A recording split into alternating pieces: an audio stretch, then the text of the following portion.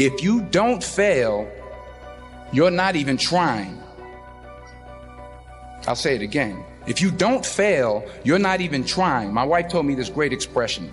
To get something you never had, you have to do something you never did. Les Brown's a motivational speaker. He made an analogy about this. He says, imagine you're on your deathbed, and standing around your deathbed are the ghosts representing your unfulfilled potential. The ghost of the ideas you never acted on. The ghost of the talents you didn't use. And they're standing around your bed, angry, disappointed, and upset. They say, we came to you because you could have brought us to life, they say. And now we have to go to the grave together. So I ask you today, how many ghosts are going to be around your bed when your time comes? So you got to get out there. You got to give it everything you got, whether it's your time, your talent, your prayers, or your treasures. That sense of being a part of something because we disagree. Yes. Because we have a different opinion, because we love something different. That is the mark. That's the mark of true belonging, to be able to say, yes, I am a part of something bigger, but I also will stand alone when I need to. And then it was like, oh, you belong everywhere and nowhere. And that is liberation. Don't walk through the world looking for evidence that you don't belong, because you will always find it. Don't walk through the world looking for evidence that you're not enough, because you'll always find it. Our worth and our belonging are not negotiated with other people. We carry those inside of our hearts. And so for me, I know who I am. I'm clear about that. And I'm not going to negotiate that with you. I will negotiate a contract with you. I will negotiate maybe even a topic with you, but I'm not going to negotiate who I am with you. Because then, and this is, I think, the heart of the book, then I may fit in for you, but I no longer belong to myself. And that is a betrayal I am not willing to do anymore. I spent the first 30 years of my life doing that. I'm not willing to betray myself anymore to fit in with you. I just can't do it. And so I think for Braving the Wilderness, the whole idea of the wilderness being those times when we stand alone, and those times when we go out on a limb, the times we walk away from what we know, our ideological bunkers and our beliefs, braving is the tool to help us manage the wilderness. I'll leave you with this. There will be times when standing alone feels too hard, too scary, and we'll doubt our ability to make our way through the uncertainty. Someone somewhere will say, don't do it. You don't have what it takes to survive the wilderness. This is when you reach deep into your wild heart and remind yourself, I am the wilderness. So you take an insecure generation that now, through no fault of their own, struggles to cope with stress. They don't know how to cope with and deal with stress. And as they have told me, many of them will admit that they struggle to form deep, meaningful relationships. They will admit that many of their friendships are superficial, that their friends they know would cancel on them if they get a better plan, that they wouldn't really know who to talk to if they get depressed. And maybe they'll turn to an online support group, which is not a real thing. It's not human. And we've seen the impact of this. We're starting to see rises of depression in this generation. We're starting to see a rise of suicide in this generation. We're starting to see a rise of accidental death due to drug overdose from this generation. Universities are currently dealing with an epidemic that they've never dealt with before, which is the number of kids requesting leaves of absence due to depression. Now, those are all extreme examples. The less extreme and more likely example is that someone will go through life just never really finding joy or fulfillment. And everything's just fine. How's your job? It's fine. How are your friends? They're fine.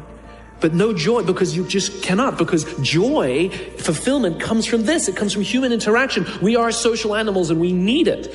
And we have to learn to rely on our friends. And that skill is desperately lacking. So you add in the next one, impatience. This generation is often accused of being entitled. And if you've worked with any of them before, sure seems that way. But I would argue that we're misreading the tea leaves. They're not entitled. They're impatient. Again, let's practice empathy. How did they grow up? They grew up in a world of instant gratification. You want to buy something, you go on Amazon, it shows up the next day. You want to watch a movie, you don't check movie times, you just log on and download it whenever you want to watch it. Stream it. right? You want to watch a TV show? You don't wait week to week to week. You just binge watch for the weekend. In fact, if you want to get hold of somebody, you don't leave a message on their machine and wait 4 hours for them to get the message and call you back. You just text them and they'll call you, they'll get back to you literally instantaneously. They have falsely applied the instant gratification model to life fulfillment and career fulfillment. They want it all instantaneously. The problem is life, relationships, career are not destinations. Like, look, I found the job I love. That's not how it works. It's not a scavenger hunt. I'm looking for the job that will... No, it doesn't work that way. It's a journey. It's the same with love. It's like, I found love. No, you didn't. You work hard every single day to stay in love. It's a journey. Yes, we all want to make an impact. What kind of impact? What do you want to do? How do you want to contribute to the world? This is what vision is. This is what why is. It's become generic and abstract.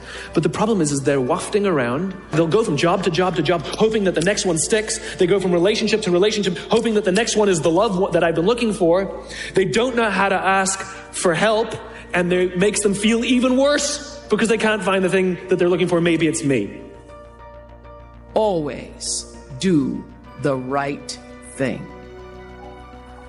Always.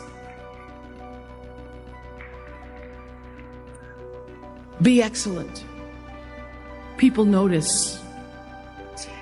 Let excellence be your brand. Everybody talks about building a brand. I never even knew what that was. When people say, you're a brand, I would say, no, I'm just Oprah. What I recognize now is that my choice to, in every way, in every example, in every experience, to do the right thing and the excellent thing is what has created the brand. Years ago, I did an ad for Revlon for an ad they were doing called Unforgettable Women. And what I know is that when you are excellent, you become unforgettable. People remember you. You stand out. Regardless of what it is, you become an unforgettable woman. And that is what we all want. We want to be unforgettable and not forgettable. So doing the right thing, even when nobody knows you're doing the right thing, will always bring the right thing to you. I promise you that. Why? Because the third law of motion is always at work. For every action, there's an equal and opposite reaction. That is so true in all of our lives. That's what Newton said. Celia in The Color Purple said it. Everything you even try to do to me, already done to you. Everything you even try to do to me, already done to you. So you don't have to worry about revenge or getting back at somebody, making sure they pay. You just have to do the right thing, and the right thing will follow you even when people don't support it. Even when other people think it may not be. And oftentimes, when you make a decision to do the right thing, immediately you're faced with doubt. Was that the right thing? Was that the right decision? I don't know. Was that the right thing? You always know it's the right thing, when in the end, there is peace. You are rewarded by peace in knowing that you did the right thing. The most important thing I have come to know in doing the right thing and making the right choices is understanding what we talked about yesterday. All of you leaving here have the potential for enormous success. There's a price that comes with that. People don't always like you, and they're not always happy for you.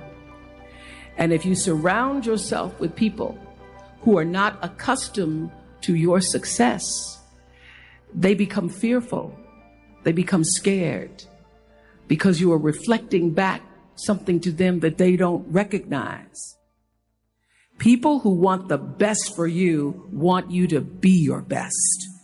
So my greatest advice to you is to surround yourself with people who are going to fill your cup until your cup runneth over.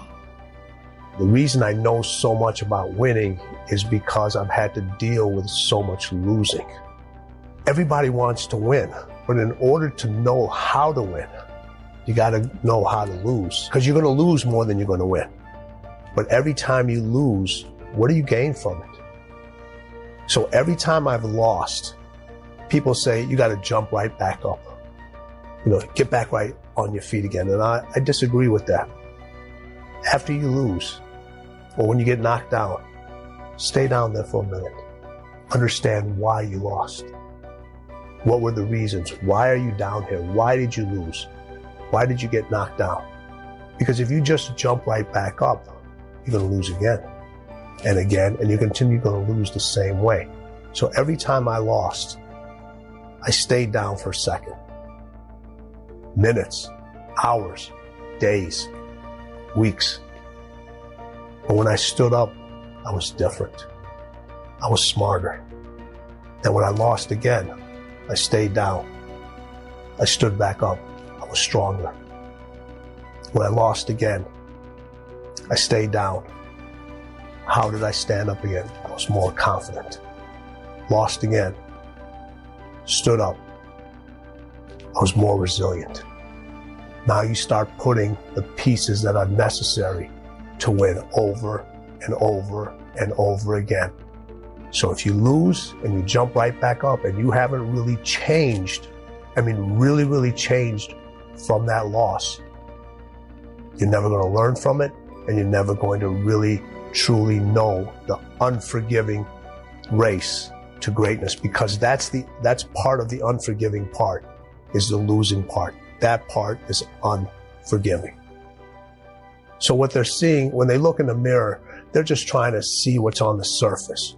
But winning and losing wants to know what's inside of you. It wants to know what makes you tick. It wants to know what your desires are. It wants to know what your ego is. It wants to know what your limitations are. It wants to know what your mindset is. It wants to know everything about you, because winning does not lie. When you look in the mirror, you can lie and see what's on the surface. You cannot lie what's going on inside. And that's what people are not willing to see.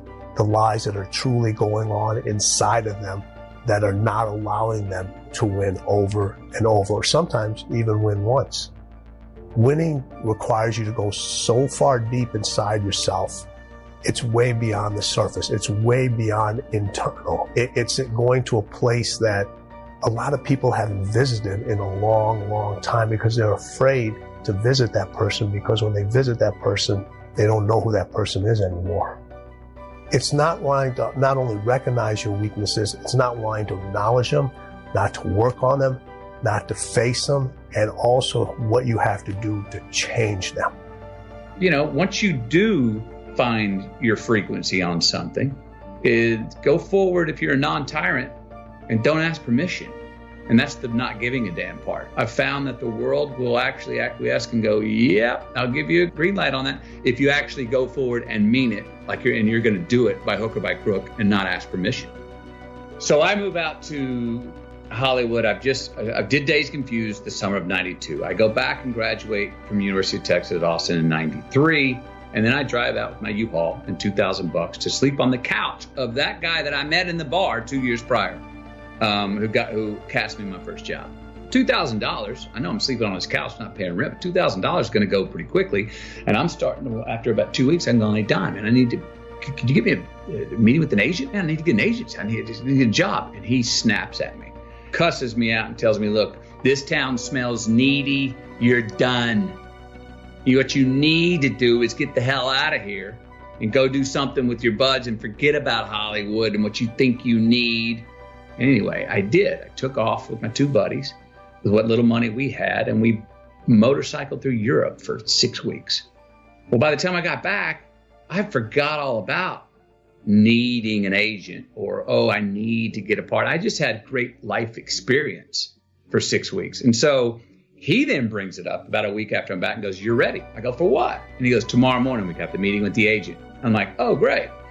He was right on the money, because I was able to go into that meeting and be myself, be involved in that meeting, and not be so impressed that I got that meeting. Less impressed, more involved. It's a trick, but it works in our life. I mean, sometimes if something is number one on our list and we've got to have it, we need it. A lot of times we don't get it. Think about it, whether it's that girl or whether it's that friend or whatever it is, man, if you make them the number one thing in your life, they're going to go like, well, what else did you have going before you came to me? You know what I mean? I want somebody who had their shit together before they came to me a little bit. If I'm your everything, then I'm probably, a lot of times people will go, or situations will say, no, we don't want you because you need us too bad. Something about taking that trip to Germany got that need out of my mind, and the idea of getting a job or an agent in Hollywood became subliminally number 2 on my list of priorities. Just by sheer that I'd kind of forgotten about it. It wasn't thinking about it all the time. Well, that allowed me to relax, be involved in a meeting with an agent where they accepted me, to then go out on auditions and actually get them, because I was like, I really want this, but I don't need it. And there's a big difference. In Hollywood and fame, there's a game in Hollywood. It is an affair. It's not necessarily a marriage. And there's a game to play, and it's better to want it and not need it. There's this great quote: life is 10% what happens to me and 90% how I react to it. I love that, because there are going to be hard truths in all of our lives. And I feel like the only thing that we can control is how we contextualize what happens, and therefore how we respond to what happens. Let's say 2 people lose their job, which is absolutely not a good thing for most of us, right? We want to have a living. We need to have the income. We have the responsibility to our families. One person says, that's it. I'm washed up. I'm never going to work again. I'm irrelevant. And just starts being and feeling down about themselves, sitting on the couch, sleeping in late, not doing anything productive to change the situation. Same person loses the job, says, you know what? This is awful, and this really hurts. And maybe this is the opportunity that I've been looking for to start my own business. Or maybe this is an opportunity to find a job that's going to value me more and that I'm actually going to like. Different context create different actions, create different outcomes. Many of the times, what stops us all from figuring something out is we're afraid, right? We're afraid maybe we won't be able to do it, or we're just afraid of the area that we need to walk into in order to figure it out. And then people often have asked me, well, how do I know the difference between healthy fear that would be very good for me to move through versus my intuition or a gut instinct or a hunch going, no, that's actually going to be a shit show, right? Or that's just going to be, it's something you should not do. And that's a really important question. Here's what's awesome. You don't need to go asking other people for the answer. You have all of the wisdom you need inside of you.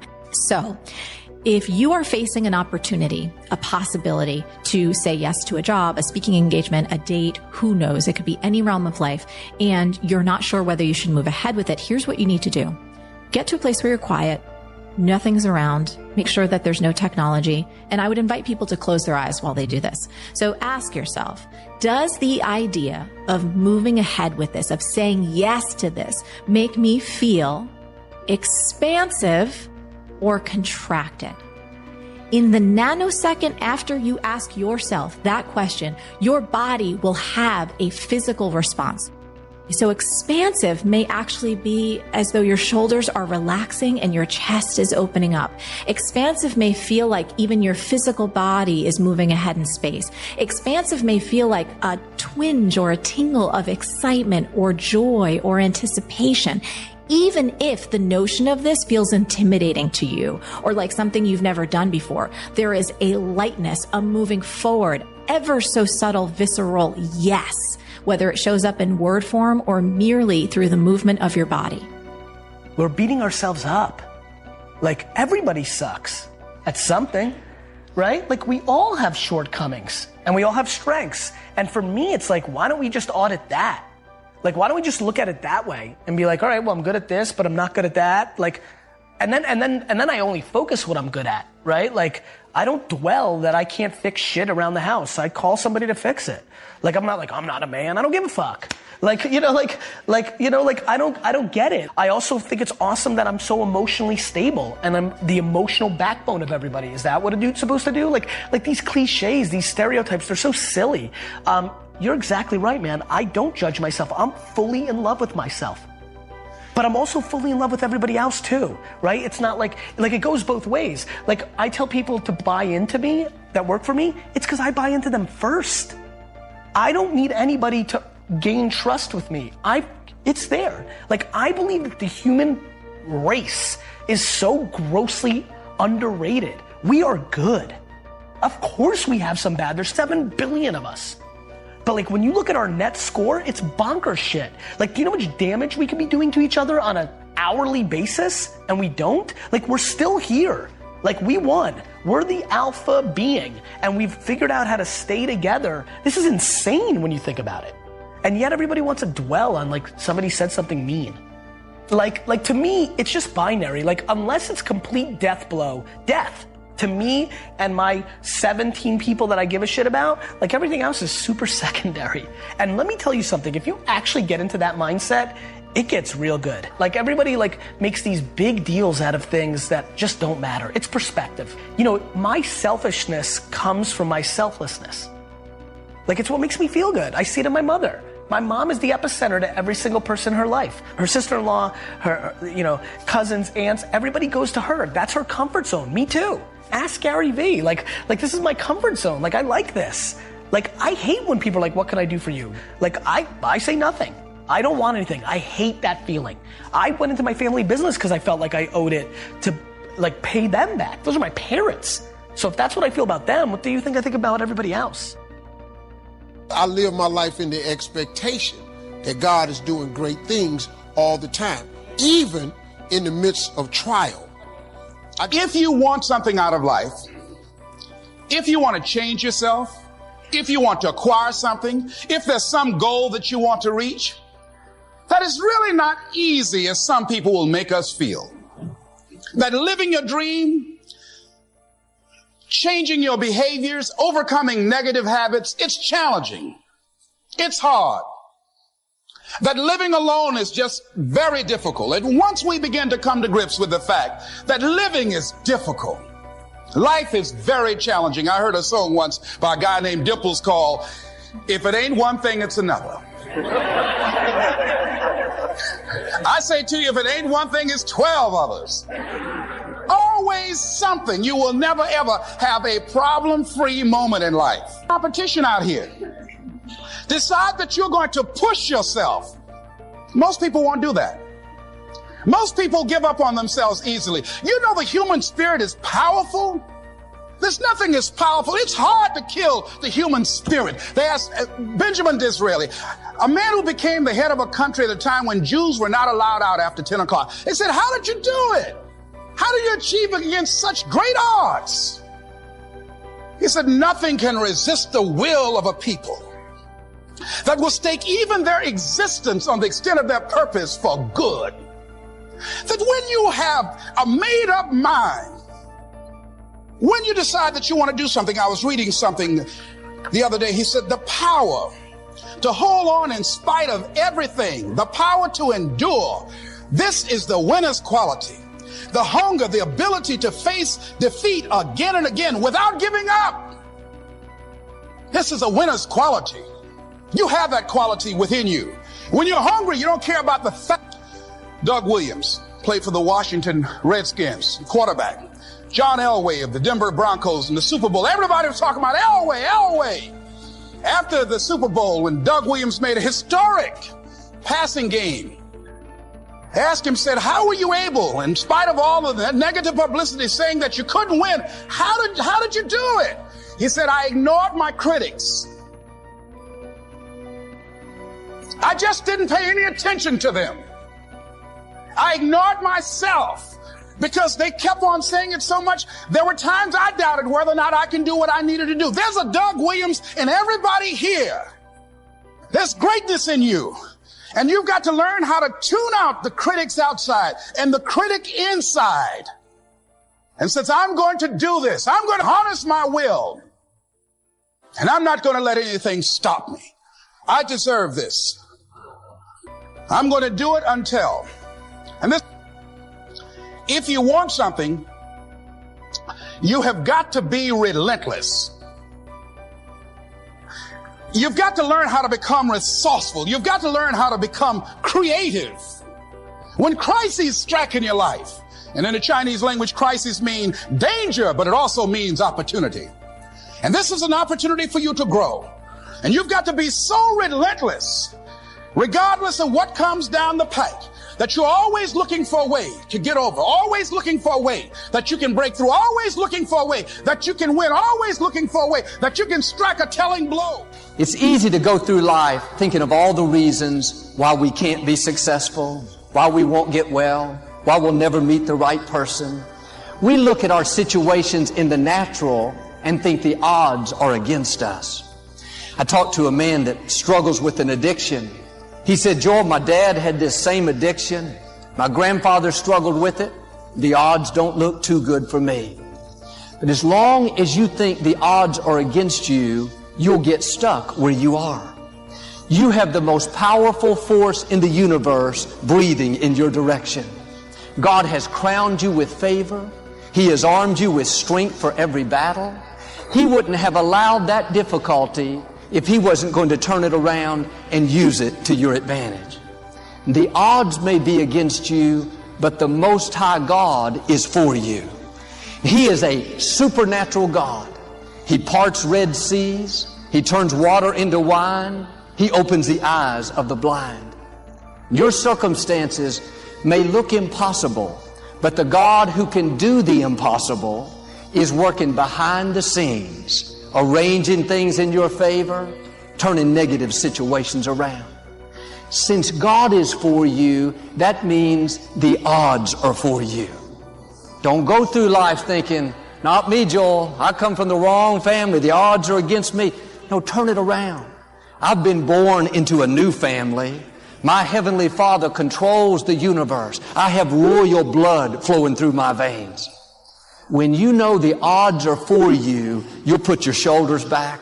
You'll carry yourself with confidence. You'll expect to do great things. All through the day, this should be playing in our mind. The odds are for me. I'm destined to accomplish my dreams. I'm destined to overcome this challenge. I'm a child of the Most High God. But don't be surprised when you find yourself in situations where it feels like the odds are against you. You don't see a way out. There aren't any logical solutions. God puts us there on purpose so that when He turns it around, nobody will get the credit except Him. Everyone will know it is the hand of the Lord. And when your circumstances seem impossible, instead of being discouraged, God, why me? No, get ready. You're in perfect position for God to show out in your life. He is setting you up to show His favor in amazing ways. Now quit complaining about what didn't work out. Why am I facing these huge giants?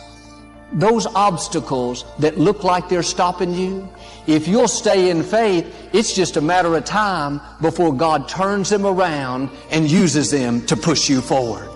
The odds are against you for one reason, so that God can bring great glory out of your life.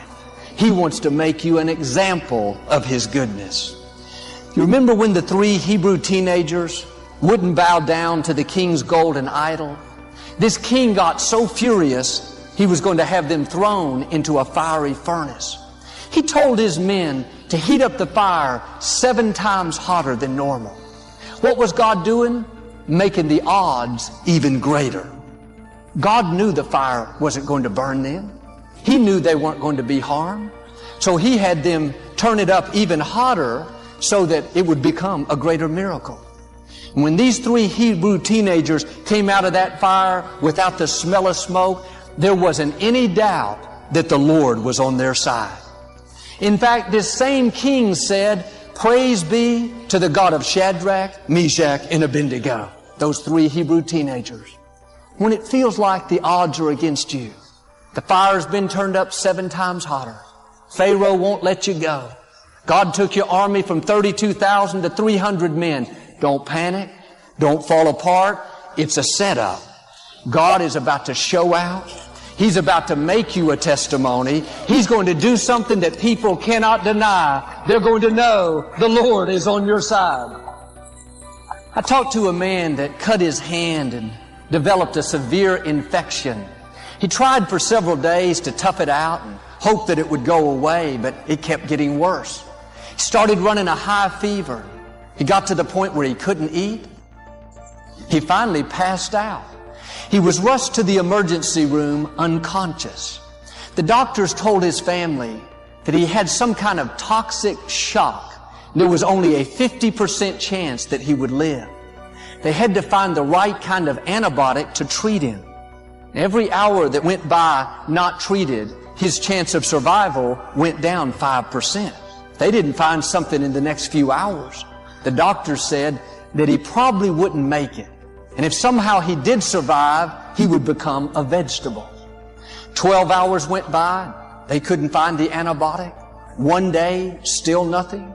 264 hours later, they finally found the right treatment. He wasn't supposed to still be alive. He was told he would never be able to walk, talk, function properly, but today he's perfectly healthy. You would never know anything was wrong. But God could have healed him the first day. The doctors could have found the right treatment the first few hours. That would have still been a great miracle. But sometimes God will let the odds grow greater to where you don't see a way out. Then suddenly God will step in and make things happen that you could never make happen. Don't let the odds fool you. Don't let the fact that you don't see a way, the financial situation looks too far gone. You've tried to break that addiction for years.